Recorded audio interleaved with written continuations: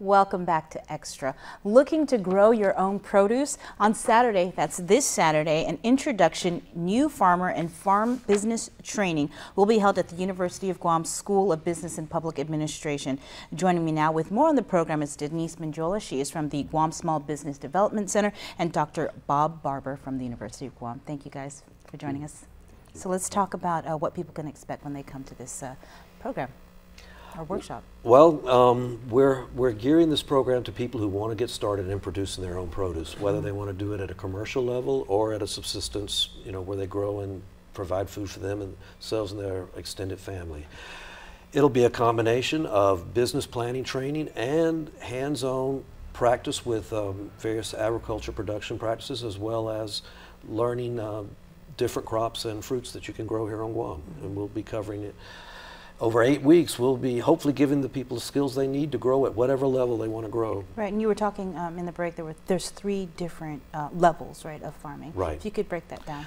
Yeah, on Guam we found that we've come up with a classification system where we look at people who are wanting to engage in ag production as, they're either at the most basic level of subsistence, where they're basically gardeners growing for themselves or their family to reduce the food bill and provide food for their extended family and friends, and for barter.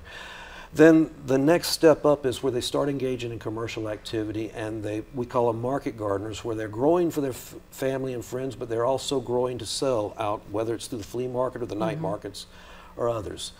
And then there's the full-blown commercial farmers who may be part-time weekend warriors or full-time farmers making their primary living off of growing. We're gearing this training to give production practices and techniques to all 3 levels, as well as helping people develop plans for these. And this is where Denise and the Small Business Development Center comes in, particularly for those who want to develop commercial plans for selling in the markets, because at that point it's very critical that you plan and know what you're doing before you grow the crop. And Denise, I guess if you can share the presentation that you'll be sharing. Sure. This Saturday is going to be an introduction to farming itself, and then the idea and opportunities for farm businesses.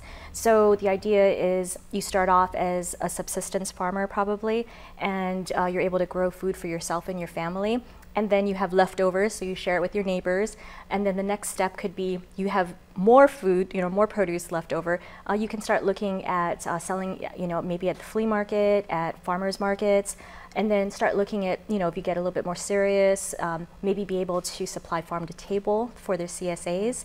And then the next step could be you start selling to grocery stores. So the idea is that you'll be able to feed your family, and you'll be able to make extra income for yourselves.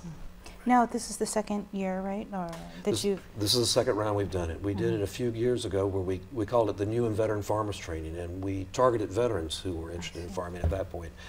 We've had a lot of interest, and so we've decided to run the training again. And so this will be the second time around. I guess it's about a year and a half since we last did it. Okay. And how many people are you anticipating to show up? What's the cost? Well, it's free, and we would love to have 50 or 60 people show up. That would be the dream. We're going to need at least 20 to run the series. But last time we had it started with about 60, and by the end of then it was a 10-week program. By the end of the 10-week program, we had about 40 people completing it. Wow. And so you were talking earlier also about when I was asking you, well, what do you bring with you and to come, and you just said just be prepared to get dirty. Exactly. This is a very experiential training. If Denise and I just did farm planning and business training, we'd never keep them there for 10 weeks. But we're going to teach all kind of practices, whether it's going to be container production one day, or doing cuttings, or planning, setting up seed beds, or raised beds, or doing sheet mulching.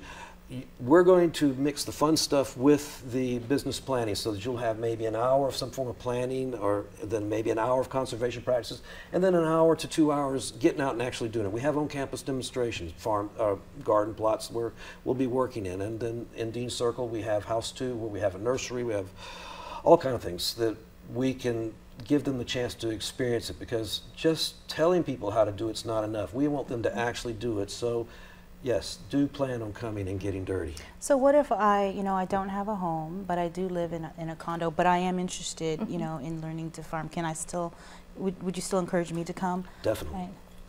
Definitely. And on top of that, if you had a condo and had a patio, we'll teach you how to produce in a container. You'd be amazed what you can grow in a patio in containers. But on top of that, there are other groups out there where you can actually get a small plot. Island Grow Power is one, and there are others where they have community gardens on island. And we'd be happy to work with any of the participants there in identifying a place where they could. Okay, well, thank you so much for joining us. Any final comments you'd like to make? Well, Denise? I think it would be important to note that people from the Chamorro Land Trust, agriculture leaseholders, this would be a great opportunity for them to come and learn a little bit more about the resources available to them. If they don't have infrastructure to get into their property, there are some resources available to help them. All they have to do is come and talk to us, come join us at the workshop and get all of that information. Okay.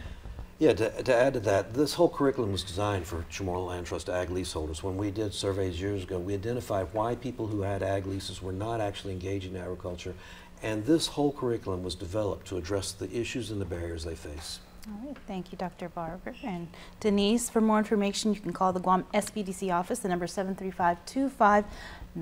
We're back with more after this.